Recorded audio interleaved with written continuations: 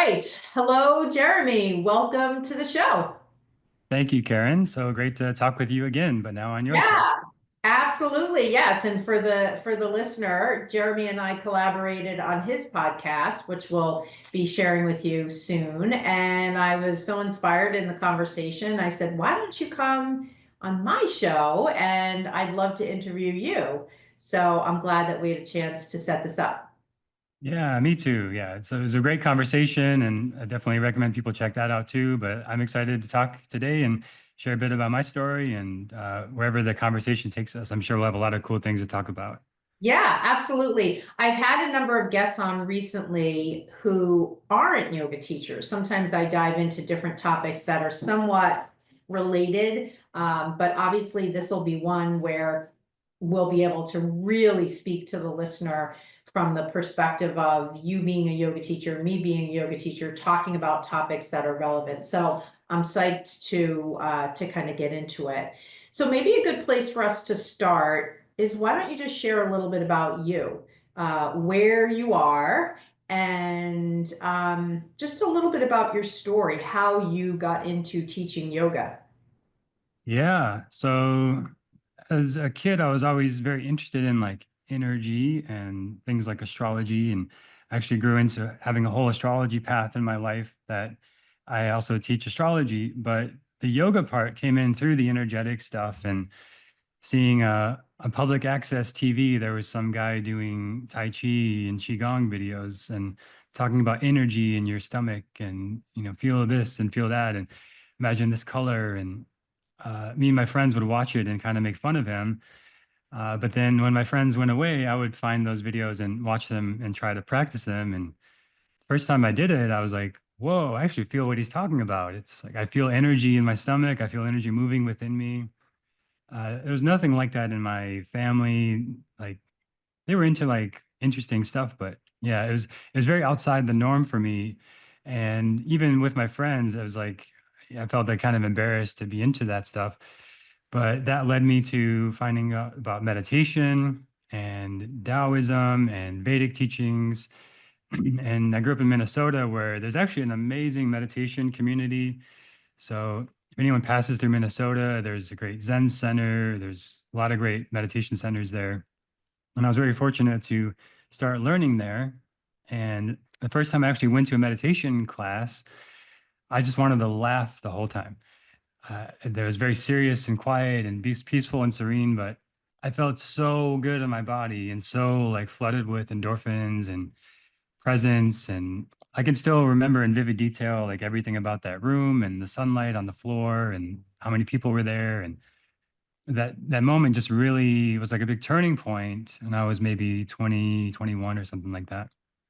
And I just was like, there's something here. Cause I was like struggling with depression at that point and feeling very lost in my life. I didn't grow up with a father, grew up in a lot of poverty. But this meditation was just sitting still, doing nothing. And I found incredible peace in that. And I was just hooked. Like I just wanted to go. I was going every Sunday to this sort of meditation Dharma talk and class. And that they also offered yoga classes. So that started to get me to yoga. And then the gym I went to offered yoga classes. And I would walk by and see it was all women, no guys in there. All the guys are at the weights. So it's like, can I even go in there? Like, am I allowed to go to that class? But I want to do yoga, but it's everything about it. The whole path for me was like, it was outside of my box of where I grew up in, outside of my comfort zone, but something called me to it. And I think it's so important to follow those little nudges. So I finally went to the yoga class and it was like the weightlifting I was doing and the meditation I was doing together. And like I couldn't just listen to music and distract myself while moving my body like in weights. And I wasn't just sitting still like in meditation, but it was like a moving meditation. And I thought it was so amazing. And I thought I was very strong, but I was like trembling in a lot of poses and very weak in like warrior two and plank pose. And everyone around me is just holding those like nothing. So I was like, there's something here. There's an energy part, there's a physical part, there's a mental part. And it just felt like everything coming together to that point for me of like, this is what I was looking for in my life. And I was mainly a musician and mainly struggling with depression and all this, but that brought together all of this like personal growth stuff I was doing into one thing, which was yoga practice, asana practice. And I was hooked and amazed. And I was like, I'm going to come here every day. And then 2 days later, I come back to class, and the teacher is like, "All right, everybody, so that's it. I'm moving to Colorado. That's my last class." And I was like, "Oh, okay. If you ever like, do you do anything like recorded? Are you online? Like, this was YouTube was like barely just starting." And she was like, "No, but if I ever do, here's my email address. I'll post something. I'll let you know." But she never did. But that just led me in the direction of like wanting to learn as much yoga as I could, wanting to find a teacher, and wanting to create something like what I wished existed, which was some sort of online thing. Because back then it didn't really exist in like the late 2000s. And there was a couple little things, but she wasn't doing it. And so I was on this journey now to find a teacher. And that led me to Austin, Texas, and some amazing teachers there and amazing community, and did a lot of trainings and a lot of teaching there, and then started to make my own online stuff and kind of fill that karma of like, I wish there was online yoga from this amazing teacher I liked, and there wasn't. So I felt it was part of my purpose to create online resources and videos. And now I have a membership site with hundreds of videos, and been fortunate to work with thousands of students around the world over the years. But that's kind of the journey. It progressed very organically of me kind of following my intuition and into the next thing and the next thing. And now I have a podcast where I interview people about yoga, and I lead teacher trainings online, and I have the yoga membership. And it's so fulfilling, so rewarding. I just love it. And this, I come back to this feeling of my first class a lot. And I think for any teachers listening, I think it's a good practice to come back to that. Like, why did you come to a first class? Like, what were you looking for? I think about this a lot, and like what I offered other people, and why did I do it, and why do I continue to do it? And that shapes like what I choose to offer in the world, and keeps me connected to my process in this. And yeah, I'm super grateful. I've been very fortunate to have a lot of amazing teachers, and to get to do work I really love, and have this thing that's like, uh, I didn't know what I was looking for, but once I found it, it was like, okay, this is what I was looking for in the Vedic teachings and yoga, Ayurveda, and Vedic astrology. Mhm. Okay, wow. Well, that is an amazing story, and I appreciate you sharing that. I think the interesting thing, I mean, there's a number of things. There's one piece I'd love to just dive into a little bit. The piece about the path you took and sort of where you are now teaching online. When you began teaching yoga, did you anticipate, was this part of your vision to reach people in the online space? Well, it first was just like I wished it existed for me, online videos. And then there were some that started in like 2010 around there. It started to be more sites like this. So I started to practice with those, and I did like, there's a site that had like 100 videos, and I just repeated them for like a year and a half, like multiple times. So I just wished it existed. And then eventually, once I felt confident in my own teaching, it felt like a karmic full circle moment to like start doing that myself and share that with others, and think of like, what would I have liked to watch, or what would have been helpful to me 5 years ago, and make that, or now 10, 15 years ago, and make that. So yeah, it's a big part of like why I do it now, is what I wished existed. And then I just know that there's people who also feel that way. And now there's like so many online videos. It's like almost everybody teaches is also online. So it's very normal now. But it's still like every teacher is unique. Every teacher has something special to offer. That's doesn't matter how good they are. Like how many good teachers there are. There's just certain ones that you resonate with and you're going to follow. And I think that's also important for me to remember, and for other teachers to remember, is like, it doesn't matter now that there's millions of online videos, but it's there's only one you, and people are just going to resonate with you versus others. And it's not even always a logical thing. It's just they like you and they want to do those videos and watch those and go on that path with you. So yeah, it's Yeah, a big part of my purpose, I think. yeah. Now, do you teach in person and online, or do you teach primarily online? Just online in the past few years, since pretty much since the lockdowns in 2020. It's been almost all online, but I've done like some retreats and workshops and stuff like that. Yep. And how do people find you? How do you build community online? Because I know when I talk to yoga teachers who are teaching in person, but they want to add an online component, they're not sure with all the sea of teachers out there how people will find them and how they'll be able to build sort of critical mass. Yeah. So what I started to do when I was still just teaching in person was like, for example, in the seasonal changes, I would teach different things about the doshas. So like Vata season started, I would start teaching in a more Vata pacifying way and talk about Vata pacifying activities and foods so you could balance your energy. So, like when it's cold and dry outside, you don't start getting dry skin, dry hair, like hair loss, stress, anxiety, colds, flus, things like that. So, you just change your diet a little bit, you change your practice a little bit, and you adapt to the seasons. And I would teach that in the class, but I was learning about marketing and business too. That was part of the path of like, once I really felt confident with yoga and wanted to share it, I realized that a big gap in like business and marketing skills.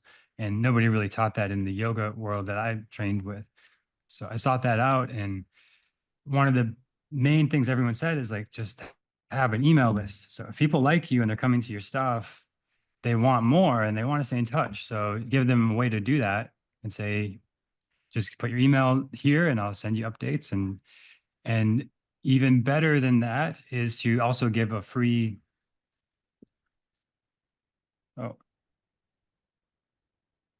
Yep, I can hear you. okay, camera went out. There we go. So even better than just to say sign up for my newsletter is to say, here's a free gift and sign up for my newsletter. And you can always unsubscribe if you don't like it. It's easy to unsubscribe, but it's just something more enticing, more valuable, more interesting than just get my newsletter. And this also like adds allows me to provide at a greater value. Like uh now instead of just saying sign up for a newsletter, I'm giving them this free download. And then like for example, with that one, that was one of the first ones I did for the Vata season. Now they've got a printout that I personally put on my fridge. So I was like always referencing it. So it's like I knew it helped me. So I figured it would help others. And so it's like, yeah, put this on your fridge or keep it out somewhere you can find it throughout the season. And, just reference these behaviors, activities, ways of being, and it's going to help you feel more balanced. And all you got to do is put your email and I'll send that to you and you can have that.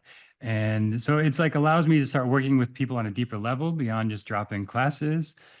And now they're connected to my email. So fast forward from like 2015 to 2020, suddenly all the studios closed and I had all those email addresses for 5 years of people who wanted to keep working with me.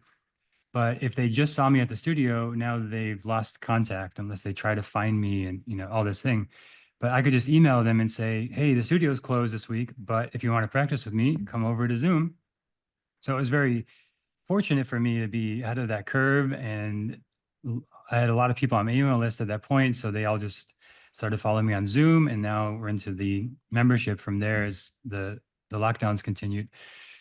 So that is the main thing I would suggest for teachers who are listening who don't have a way of, so if you want a way for people to find you is, uh, there's a step before this we'll talk about next probably, but basically once they're like coming to your class or they are finding you on Instagram or something, they have a way to sign up for your email list and get something in value of value in return. So that's the main way I think to communicate with people beyond social media or classes, because again, like the classes could be taken away. Social media has changed a lot in the last 15 years where the platform that everyone's on changes. So if you build a big audience just on the platform, but not your email list, you could lose that access to communicate with them.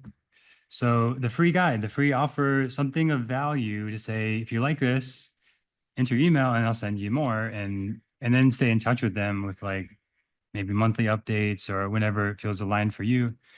And now you've got a contact, and it's not just somebody passing through a class, which we'll talk about probably next. But like, how do you get people to your class and all that? So, but yeah, that's the main thing. Okay, well, I love that because just like you said, you can add value beyond even what you do in person. I mean, in person, we're not really giving somebody a gift as a way to supplement the yoga practice. And you picked a topic that was meaningful to you. So I love how that sort of gives a more rounded out experience for the student. So yeah, why don't you go a little bit further into sharing kind of the next piece? Yeah. So you might, and people listening might be thinking, well, how do I get people to find me to want to sign up for the email list? And that's where I think what really clicked for me was I was teaching in person only, and I would sometimes start a new class. So it's like, okay, now I'm starting Sundays at 10 a.m. I'm teaching a vinyasa class, and nobody knows yet. It's just new. It's a new studio, just announced. So nobody's going to be there. Maybe a couple people will come, but it's likely going to be a small class the first few times. But if I just keep going, and I saw this so many times for myself as a teacher, if I just keep showing up there, tell everybody Sunday at 10 a.m., new class, here it is, here's where you find me. People are going to start coming, and then they'll start putting in their schedule and make it part of their routine. So I realized I was not doing that online. So if people want to grow online, you need something like that where it's like, where can I find you and where are you going to be that I can start to build a relationship with you? And some people that might just be posting on Instagram when they feel like it. But if there's some sort of rhythm to it, maybe it's like every Sunday you post a certain thing or sequence breakdown or a anatomy breakdown or uh, like an example is Yoga with Adrienne. Every Sunday she posts a new yoga video on YouTube and a little letter via email, and the video is maybe 10 minutes. So as a yoga teacher, most classes are like 60 to 90 to 120 minutes. So just 10 minutes in some ways may seem easier, but it's also some ways harder to like do that just to a camera and all that. But that's an example of like there's a consistent thing. So she's on YouTube every Sunday posting a video. You could be on Instagram every Thursday posting. You could be on a podcast every Tuesday posting, whatever. But some level of consistency is good. Uh, and some place where people can find you that if they like it, then they can work with you. Because if you're not there, then if you're not online somewhere, then you kind of don't exist online. If people are just looking on Google for yoga stuff and you don't have anything online, then you're not going to show up there. So I think of it like that. It's just like having a class, but it's a form of content like a podcast or a blog or YouTube or social media or TikTok, whatever it is that you like to do. And then once they come there and they see you're consistent and they like it and they want more, that's where you say, well, if you like this, here's my free guide. And that is content marketing.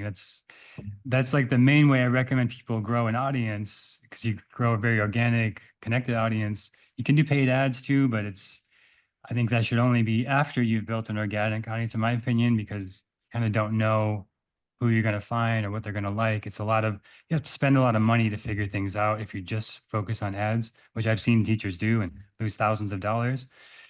So start with the organic stuff and get a rhythm with that. And then if it starts to work and you build an audience, then you could add some paid stuff. But those all should be leading to some sort of thing. Like with Yoga with Adrienne, it's opt into her email list. And now you're sending the Sunday letters and the YouTube videos. My most popular one is a beginner's yoga sequence people can check out. It'll probably be in the show notes or quietmind.yoga/beginner sequence. That's the most popular free thing I have on my site, and it gets a lot of downloads every week. And it's actually the template of a class, my most popular class I taught for many years. And I just give you the whole outline. And the same thing I teach in my teacher training. And there's a whole episode of my podcast about that, episode 90, if people want to check it out, about this beginner sequence and kind of breaking it down. So that's an example for me of something I'm currently doing like I'm here on this podcast sharing and connecting, and we're probably just going to talk now and connect beyond just like this marketing piece. But this is an example of like, if you like this episode and we talk about stuff, then you can check out that and go further with me. And if you don't, then that's it, and that's fine. But there's a way. So for people who want that, there is a way to keep going. And I think it's important as a teacher to always have a way for people to keep working with you if they like you. Yeah, and that sounds like it was a big part of your story when that teacher you connected with in person was moving on and you just kind of organically said, "Hey, is there a way I can get in touch with you online?" And I love that part of what you're doing now is inspired by what you were looking for as a student, which makes it so much more meaningful. So that is really cool. So yeah, I think I'd love to dive into a little bit more about this working with beginners. Um, I think, yes, I'll put in the show notes the link to that freebie that you have so people have an easy way to access it. And we can also link to the podcast episode that you referred to. And so let's just take a few minutes. Let's talk a little bit about that because I know when I talk to yoga teachers, they have a level of concern around teaching beginners, almost like the person's really fragile and they're worried about them getting hurt. And especially if they're mixed in with more experienced students, teachers will often feel caught off guard in those first 5 minutes of teaching the class and looking out in the room and noticing a couple people are having trouble in their mind. They perceive it as having trouble versus other people who seem like they sort of know what they're doing. So, what's your approach to working with beginners? Well, I like that you address that they're actually seeing what's happening in the students. That's very important to start there is make sure you're actually seeing what's happening when you're teaching. Yeah, and I know that that can depend if the teacher's doing the practice with me approach versus the walk and talk. These are sort of the two paradigms that I describe. Maybe it's a hybrid, so maybe they start the class out standing up and that's when they notice those people, but then maybe they go to their mat and they're practicing the majority of the sequence. But I like that you notice that in what I was saying because I'm a big proponent of the walk and talk for all students, but especially in those opportunities where you start your class and you can scope out in the first 5 minutes. Again, it's a bit of your perception, but who do I think here might be a little newer, and you sort of file it in your brain as these folks might need a little more clear cues, a little more help. So yeah, so what comes up for you when you talk to people about teaching beginners? Yeah, totally. So that's key is to read the room while you're teaching all the time and not make too many assumptions, but you kind of do get a sense of like, okay, this person, might see somebody who's frequently looking around the room to see what everyone else is doing and then doing what they do. That's a good sign that they are maybe not sure what they're doing yet. So they need to check around and see, oh, okay, that's what we're doing. And then they do it. There's certain things like that you might see that give you cues that there might be a new person to the class. So they might need a little bit clearer explanation of things, a little bit slower explanation of things. And they might be in a class right between two expert yoga teachers who can do all sorts of fancy stuff. And this person is still just looking around trying to figure out where to put which arm where. So you can have that in a class of these people. And one of the ways I approach that is um, the giving options along the way to a pose. So starting with the most basic version of the pose and then building upon it. So there's a version of let's say pigeon pose that could be like super deep and require a lot of flexibility. And there's a version of pigeon pose that could be very mild for some people and not require as much flexibility. So a lot of times I'll start with like the most simple version of the pose, like let's say with pigeons, like your hands and knees, and you say bring your right knee to your right wrist. And already right there, you might see that there's some limited mobility in somebody, or you might see that there's hypermobility in somebody. So you just did the first thing that you need to do towards pigeon pose, and you can already see a lot of feedback. And you might stop there, and the whole class might actually need a little more attention right there. Then you can add on to it, and you can add all sorts of variations and little intricacies to the pigeon pose from there. Like maybe you start to lower down to your elbows instead of on your hands. Maybe you go all the way down to resting your head on your hands. But why you do that or when you do that is going to depend on what you see as a teacher in the class. So this is just addressing one specific pose. And of course, the whole sequence, the whole class is just one pose at a time. So this applies to every pose. It applies to the whole class. This is an approach I do is like basically giving steps into the pose and then what I call pose progressions. So it's like almost everyone, most likely in the class can do that version of pigeon where it's just right knee to right wrist. And then now maybe most people can do this version where you start to lower down to your elbows. And now maybe only a third of those people can do the version where you go down to your hands. So I might say things something like stay here or lower down to your hands. And if you want a little more, do this. If you want a little less, do that.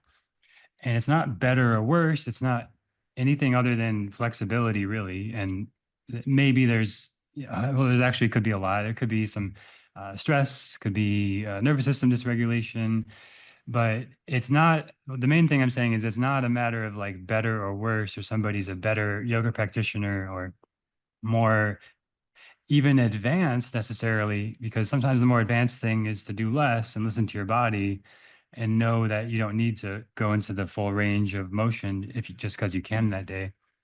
So that's the first thing is like reading the bodies, watching the students and seeing what happens when you say something.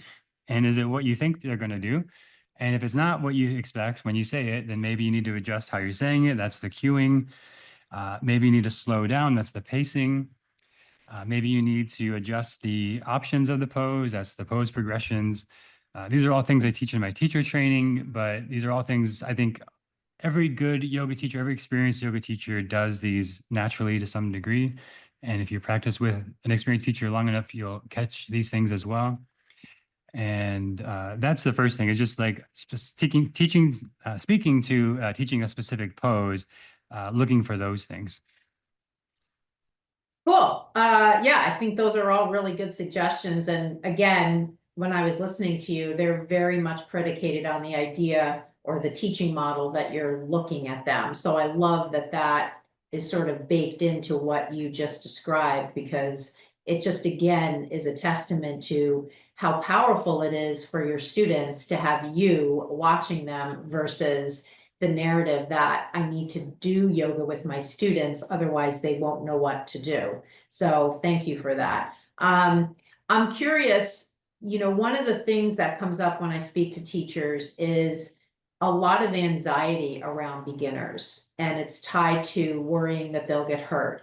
I've also heard related to that teachers say, I came prepared to teach a particular sequence, but then in the first 5 minutes, if I see there's a bunch of beginners, I back off because I'm worried it's too hard. So what comes up for you when you hear that kind of thing? Yeah. So there's so much I could talk for an hour just on each of those probably.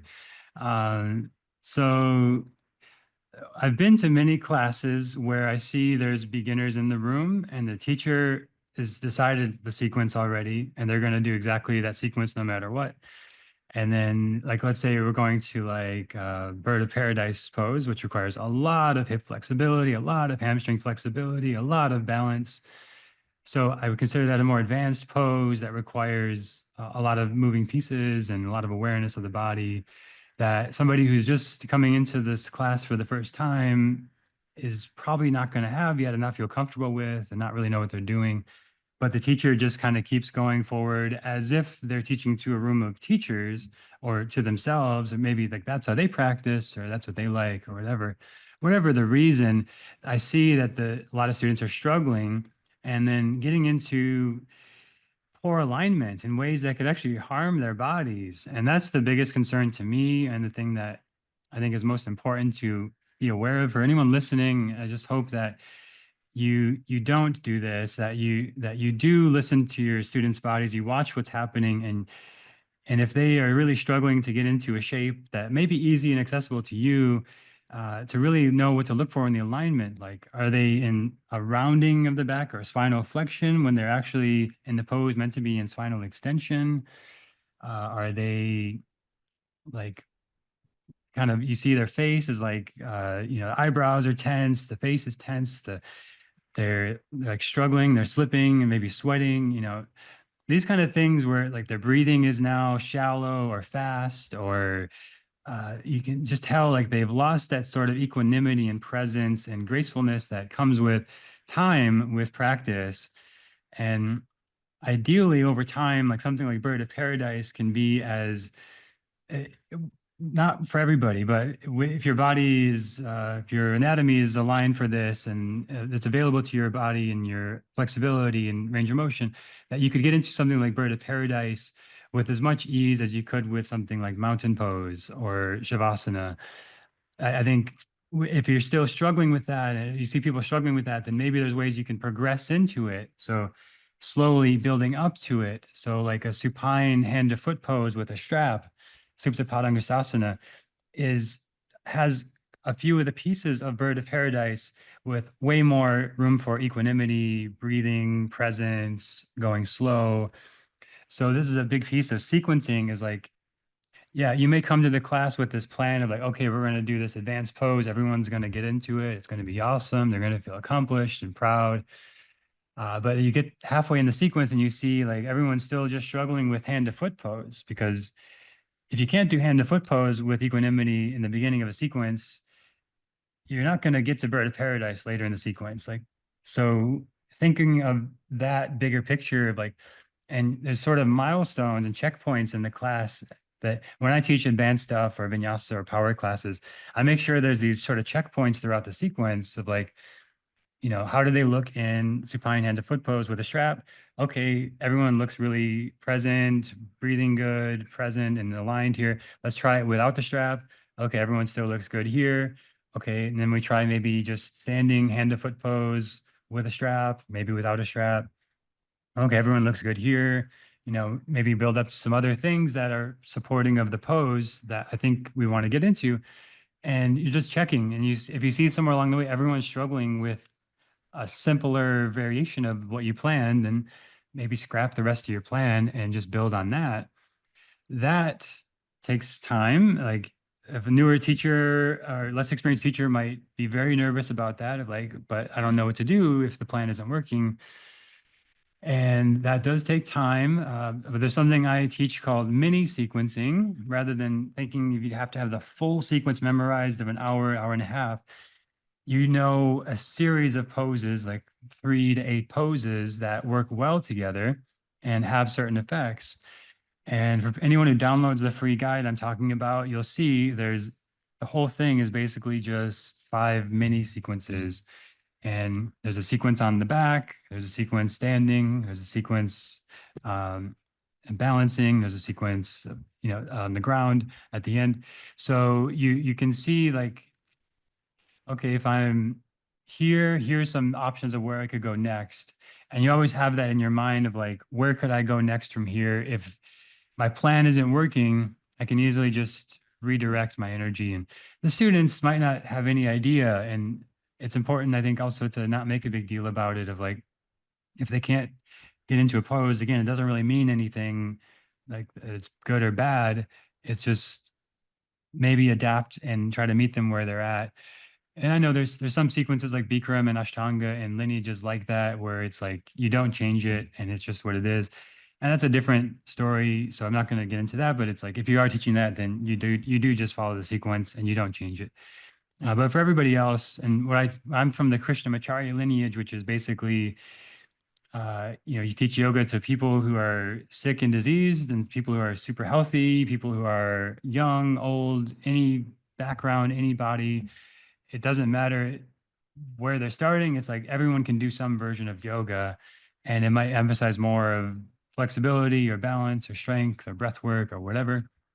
But I think that's the real skill of a yoga teacher, is not memorizing a specific sequence and not mastering a peak pose, but to know a range, at least in my opinion, to know a range of poses and what yoga can do. And what really is happening is not that because I did Bird of Paradise, I'm enlightened or I'm super special or something magical happens.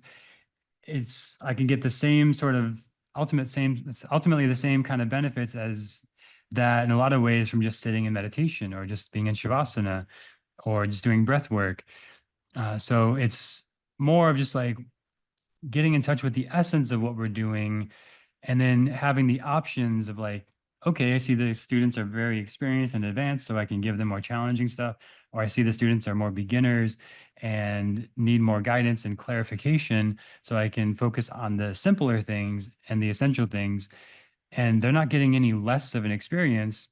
And in a mixed level class, you're just giving those sort of markers of like, okay, you can go this far, and if you want more, go this far. If you want more, go this far. You want more, add this. And if you want, that's too much, you take away this. So that way, I get this feedback all the time in my classes is like, that's exactly what I needed. And that might be in a class with beginners, advanced, and everyone in between because of this options.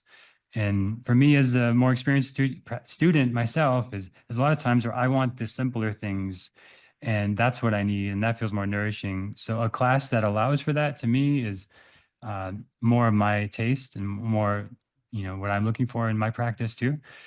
So that's I said a lot there, but that's my thoughts on if you go into a class with an agenda of what to teach, I would say rethink your approach to what teaching is, uh, in my perspective, in my opinion, because that's where you're most likely to injure students, most likely to see students struggle and then injure themselves, misaligning themselves in poses.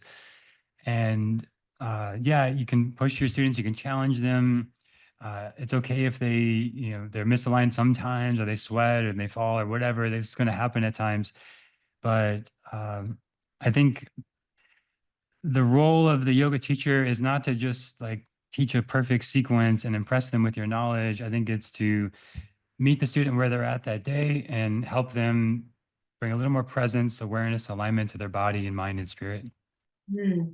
Yeah, I mean, that's certainly, it's kind of like a very organic process. You're watching and you're kind of assessing at the same time, and that may require that you alter a little bit of what you're going to do. I like your approach. It kind of reminds me of exercise science, like working with a personal trainer, how you can progress something or you can regress it, and sort of giving people that most basic way of doing something. And then in your mind thinking in the sequence, I'm going to progress it, but I can always regress it. I can always remind people they have these other options. So yeah, it also triggered in my mind a thought about having a really good fundamental understanding of anatomy.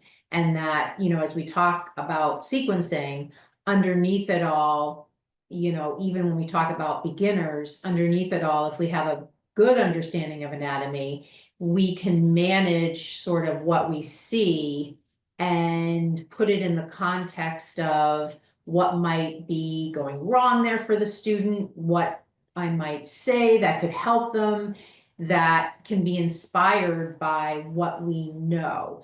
But for so many yoga teachers, they tell me, and this story is so common, I didn't learn anatomy very well in my 200-hour training, and yet they're out there teaching. So what would you say to that? What sort of comes up for you when you think of that kind of person? Totally. I mean, I was that kind of person. And I know you teach a lot of anatomy, so you're a great resource for people if they want to learn more. And I was fortunate to have a very good anatomy teacher, physical therapist in Austin, and my first training, but it was just very technical to me and over my head. And I came out of that feeling like I didn't really learn anything. Like when I got to actually teaching, I didn't know like what to talk about that I heard from him.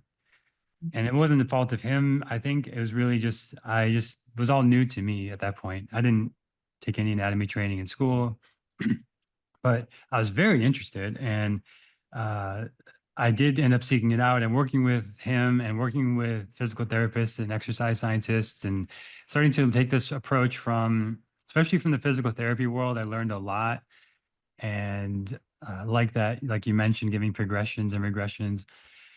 And the simplest thing with this with the anatomy to start is the five movements of the spine.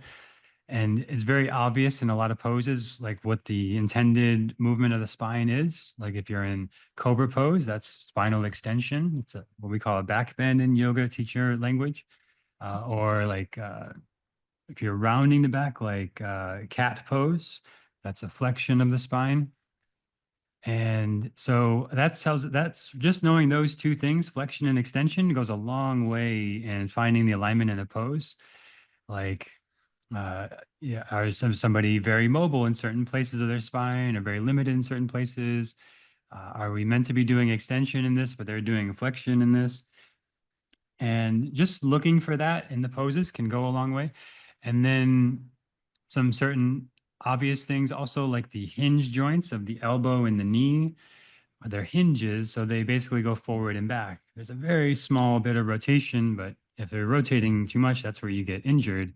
And that is pretty common in Ashtanga yoga because you go into a lotus pose very fast in Ashtanga yoga. And to do that, a lot of people will kind of pull on their leg and twist their knee. I know a lot of people have torn meniscus doing Ashtanga regularly. And that's basically how you tear it, is you twist the knee. So, I always recommend if anyone practices Ashtanga and you do the fast transition into lotus, full lotus, like go slow if you can and take an extra breath there. It's worth your body and your knee and your health and surgery. So there's certain alignment things like that that are kind of obvious. And then certain things that are not so sure. Like I have a very good teacher, very good friend of mine, and we'll do something like chair pose, which is lengthening the glutes. And he'll say something like contract the glutes here. And there's a little bit of contraction, a little bit there, but it's really you're more contracting your hip flexors, the front of the equation in chair pose. So sometimes I go to classes and hear people say anatomy terms like incorrectly with a lot of confidence. And I would just encourage, and me myself too, I'm always like questioning, am I saying this right? Or where did I get this? Or where did I learn that? Yeah. Yeah. And so often in classes, I just hear these anatomy terms thrown around and I know like that can't be right. Like, is there something I'm missing? Because I don't think that's right. Um, and there's when you learn certain things, there's an idea of reciprocal inhibition. So like when I'm contracting my bicep, my tricep on the back is lengthening. Well, And that's the eccentric lengthening versus the concentric contraction. right, right. So, knowing these kind of pairs of actions in the body is very helpful as well. So if I want to stretch a muscle, I can think of contracting the opposite muscle. As a general rule, not always the case, but if I want to lengthen the hamstrings, I could focus on contracting the quadriceps. The front of the thigh contracting helps the back of the leg lengthen. So somebody's struggling with tight hamstrings. This is just one tool to explore, to have, to play with. And so I think those are some simple things, but it does take time. The book, The Science of Yoga, is very good. Has a good anatomy breakdown, shows you what's activating in poses, has good diagrams and pictures. Uh, Yoga Anatomy by Leslie Kaminoff has some good examples and pictures and stuff. But I would recommend working with an experienced teacher like Karen or like myself or somebody you resonate with that has a good solid background. I did a lot of training also as a physical. I almost became a physical therapist, but I realized I didn't want to do that. But as a personal trainer, learned a lot of anatomy there too. So if you want to go that route of becoming a certified personal trainer, just for the anatomy is the main reason I did it. That can be useful for you.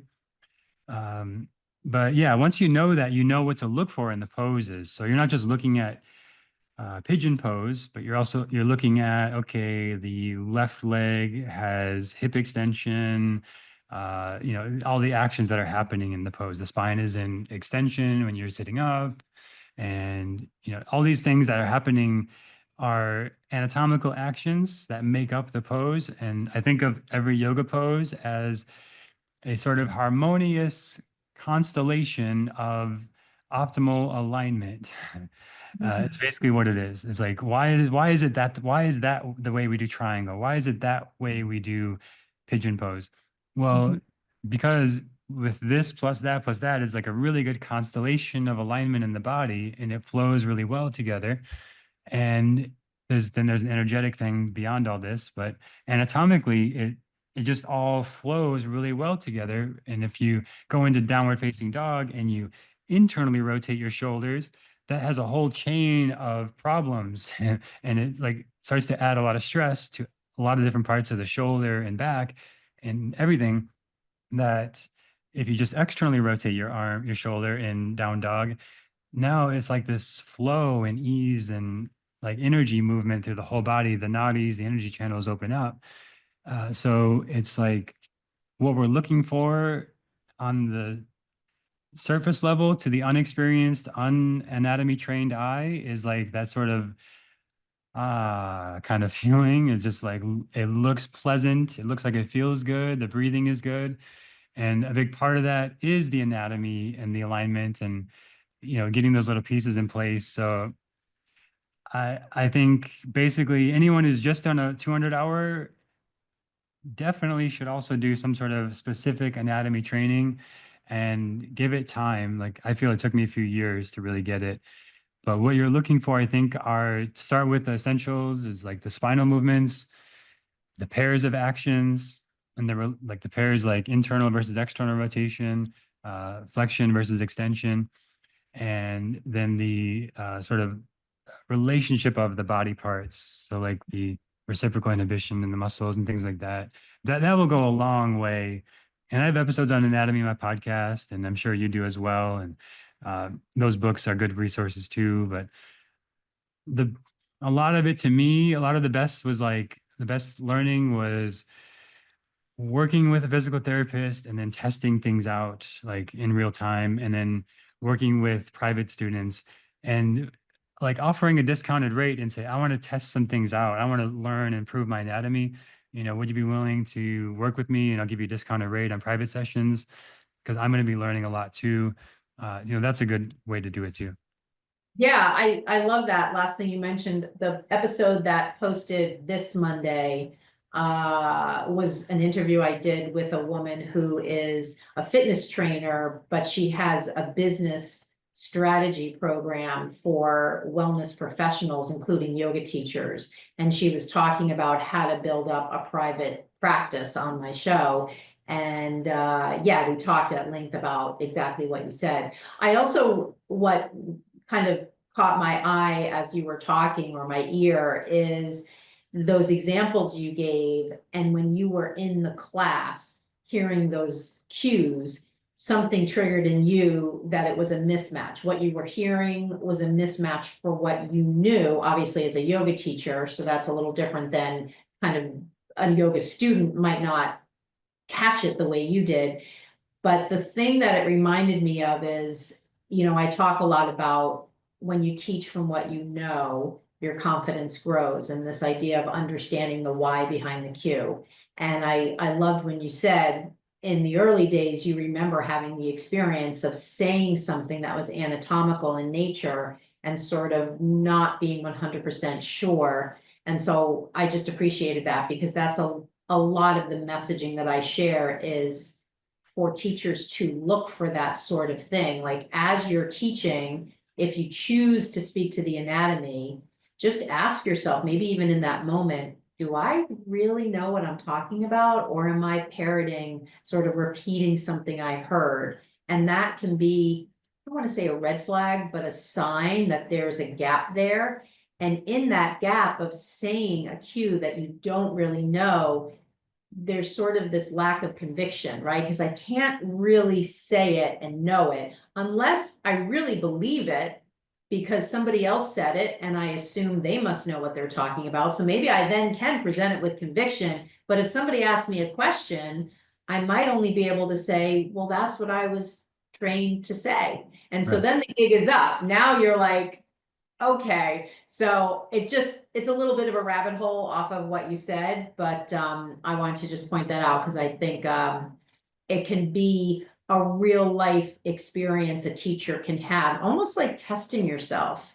I mean, I literally have an anatomy test that I offer to people if they want to objectively test their knowledge. It's just a brief 20 question thing, but it's more than just what's this bone, what's this muscle. It's the application of yoga to teaching. There's some questions about that. And I've had quite a few teachers write me back and say, I did miserable on that 20 question thing. Like, now what do I do? And it was sort of a big reveal for them because they were out there teaching, thinking, I know what I'm talking about. And then they just, and like you, I took the route of the certified personal trainer. So I went through that whole pathway and took the test, the CPT test, where I had to lock up my phone and all of that. And that was humbling. I had to take it twice and I passed it on the second time. And whatever it was, 200 questions, and it was hard. So that test is missing in the yoga industry. So teachers can be out there teaching and not really know it. Yeah. Yeah. There's a joke I think about sometimes. It's like we all say to teach this bridge pose this way just because John in Santa Monica in 1972 said it once, and then his student said it, and now everyone says it, and Yeah. nobody ever really knew what they're talking about. Yeah, yeah. I remember a story. This is not yoga related, but it sort of riffs on the same idea. This woman, every holiday, her mother, or I guess she would make a ham for Christmas and she would cut the ends off. And one day she asked her mom, why do I, why did you tell me to cut the ends off? And she said, I don't know, you'll have to ask your grandmother. And so she goes to her grandmother and she said, why did you tell mom to cut the ends of the ham off before cooking? And she goes, I don't know, you're gonna have to ask my mother. And I guess the this is just a fable, I think. Yeah. Then she goes to the great grandmother. The great grandmother says, well, I didn't have a pan big enough. So that's why I cut the ends of the ham off. And that passed down from generation to generation as if it was part of the cooking process or not, but it just had to do with the size of the pan. So I think it's sort of related to what you're describing, which is cues that teachers say that, like the game of telephone, have been passed down over. I mean, I've been teaching 22 years. Sometimes I hear the same thing that I heard when I was a student in my first class in 1999. And I'm like, wow, this cue is still making its way through the telephone chain, Yeah. pretty amazing. Right. There was something else I would love for you, just, I'm not sure where you want to go with this, but I know at the beginning you mentioned astrology, and I know you mentioned a lot about your interest in energetics. How does that come up for you as a teacher? Because I know sometimes people, they can think of themselves as, I'm teaching, I'm cueing, I'm sharing anatomy, kind of the physical manifestation type stuff. But there is this whole other channel, and some people are really attracted to that. So what kinds of tips would you have, or even just what kinds of ways can teachers integrate sort of both into their teaching? Yeah. So when I started learning, I learned that you would learn, at least that's what my teachers would say. And traditionally, you would learn yoga, Ayurveda, and Jyotish together as the sister sciences of the Vedas. And so yoga is all about the body, the breath, the physical experience. And then astrology, the Jyotish or Vedic astrology is all about the spiritual or bigger picture kind of purpose of things, dharma, karma, past lives, future lives, all this kind of stuff, timelines of things. And then Ayurveda is sort of the lifestyle application, the extension of life, the continuation of life in this material, working with the elements in this material realm. So they each have such a rich, so much rich application in our actual applying it to ourselves and our lives. So in the yoga realm, a lot of it comes through with the chakras, the energetic stuff with the chakras, the koshas, the doshas, and the Ayurveda. And I love all this stuff. And they're in the Upanishads. So as far as like what things I lean on, I go back to the source text a lot with the Upanishads and the Bhagavad Gita and Hatha Yoga Pradipika. And there's a lot of stuff in this realm of like energy and spirituality that's just sort of new age that's not rooted in that tradition, that just doesn't have the same sort of resonance for me and depth for me. And astrology is also in this realm of like the rooted in the Vedas and in the Vedic astrology specifically, not the Western astrology. And that's a sort of modern permutation of something else. But yeah, to me, it's sort of understanding things like synchronicity. Like I started to notice a lot of this as in my 20s, like a lot of synchronicities and what is the meaning of this? And a lot of um, sort of premonitions in my dreams and intuitions and callings and the sense of something more that I just felt when I entered the room and started learning yoga and all these techniques and breath work and pranayama and mantra and mudra. And it's it's like these people in the past were scientists who like figured out, okay, if I touch my fingers like this and breathe in this pattern and say these words, it will have a certain effect. And I could see there's probably some connection to me as a little kid learning about prayer and thinking that if I prayed, then this would happen or there'd be some sort of effect. But I think it's like a very actually scientific approach to it. It's been passed down for generations of if you do this, you'll have certain effects, and they're very powerful. Like extending your exhales. We know now from the scientific side, which is sort of validating a lot of this stuff now, is extending our exhales is going to activate the parasympathetic nervous system. We're going to get more of a rest and digest mode, able to relax deeper, and that's called a sort of Longana breathing. That's extending the exhales. And then there's Brahmana breathing, which is extending the inhales. And we know now in the science that that's going to activate the sympathetic nervous system, make us more sharp, alert, focused, good for taking tests or taking your personal trainer exam, emphasizing the inhales and extending the inhales. But in the old text, it would say things in a more sort of poetic way or spiritual way, but kind of the same things. And I think it's really just in my lifetime, our lifetime, that these things are getting validated by Western empirical methods to say, wow, everybody should check out Yoga Nidra. This stuff's amazing. And it's like everyone's just discovering it now in the West, but it's been there for thousands of years. And there's so many things like this that I think are still a long way from being validated empirically, like Vedic astrology and like some elements of Ayurveda and like some things with the chakras and the koshas and stuff. But the cool thing about it is you can just test it for yourself and experience it. And I like the Buddha's approach of like, take what works and leave the rest. And everything I teach is stuff that I've applied to my own life and found to be incredibly valuable. And that's what's brought me so far in this path of yoga, Ayurveda, and astrology. So I encourage everybody just like test it out for yourself. A good book, if anyone's looking to learn Ayurveda, is the Book of Ayurveda by Judith Morrison, is the one I really like and recommend. And if you're looking to learn Vedic astrology, Beneath the Vedic Sky by William Levesey is a great resource. And my website, quietmindastrology.com, I have a whole podcast just on Vedic astrology and working with the transits of the week.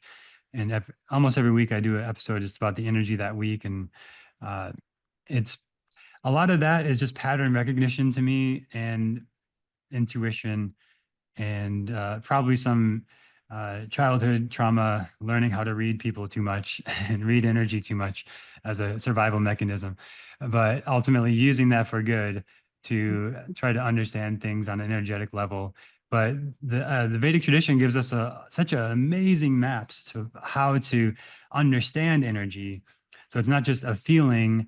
It's like I can sense it's in the pranamaya kosha, and if I change my breath a little bit, I'm going to change my whole state and my mind's going to change, my emotions are going to change. So it's like getting the instruction manual to energy, spirituality, the body, the mind, its spirit. It's amazing stuff. And I'm super grateful for it. And like every day, I actually feel like I'm just starting. Like I feel like there's so much to it. And what I love about astrology, especially, is like it just, every day is a unique combination of things and it just keeps going on forever. And it's like, okay, now Saturn's here and Jupiter's there and you have it in your birth chart here and it's just constantly moving. So it's never done. And there's never a point where you've learned everything about it, because it's like manifesting in a new way today and tomorrow and the next day. And I think the yoga is the way to like kind of tune your antenna and keep the channel clear.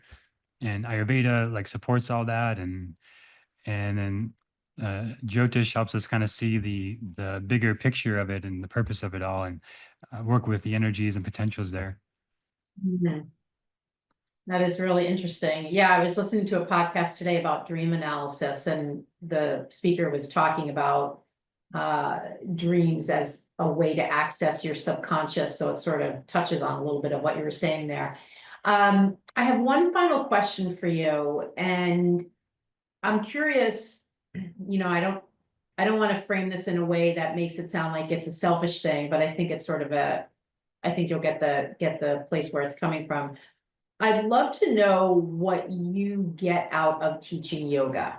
Like, I think about me when I'm done teaching a class and I'm sitting and I'm looking out at the class, what I get from that experience, that feeling that I have.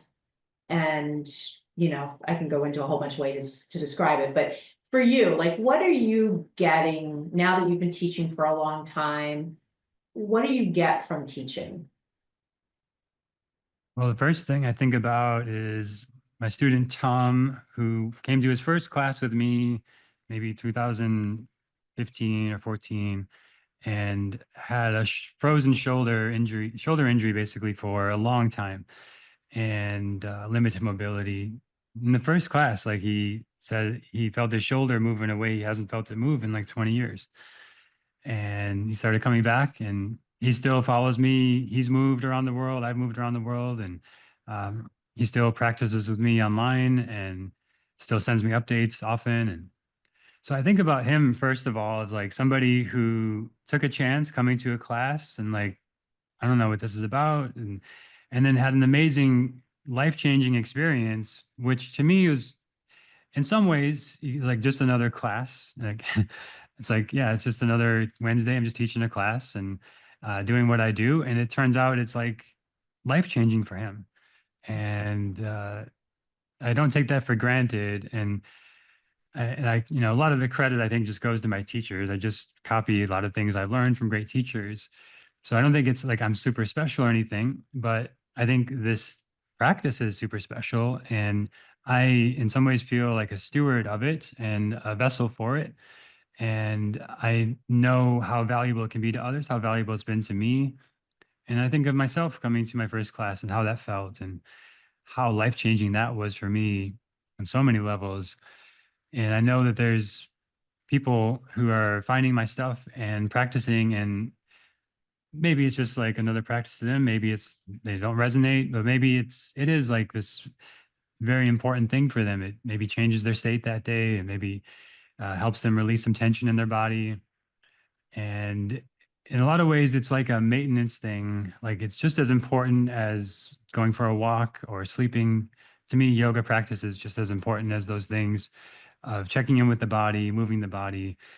And I value it a lot, and I've gained so much for it. And I know students of mine have as well. So that's what I think of when I think of why do I do it and why do I keep doing it? It's those things. That's wonderful. Um, so I will definitely include in the show notes the links to the things we talked about at the beginning. As we wrap up, would you like to share with people how they can find you out there in the world? Yeah, well, first, check out my interview with Karen on the Yoga Teacher Training podcast. And on that podcast, I share things for people in teacher training or wanting to deepen their skills as a teacher. And the free guide for anyone who wants a nice template of a sequence, of a hatha sequence, that's at quietmind.yoga/beginner sequence. And you can download the PDF. And there's an episode of my podcast about that as well. So check that out on the Yoga Teacher Training podcast. And if you want to learn the astrology stuff, that's Quiet Mind Astrology podcast. Those are both on all the platforms. Okay, great. Well, thank you so much. This was really fun and I learned a lot and I loved how we just had all these different topics to talk about. I'm actually going to post this. Today is Tuesday. This will go live on Monday. So I will send you the link and we'll get it out there and post it on YouTube as well, since we've got the video portion. So just hang on for 1 second. I'm just going to wrap up the podcast piece, and then we'll just chat for a few minutes. Okay.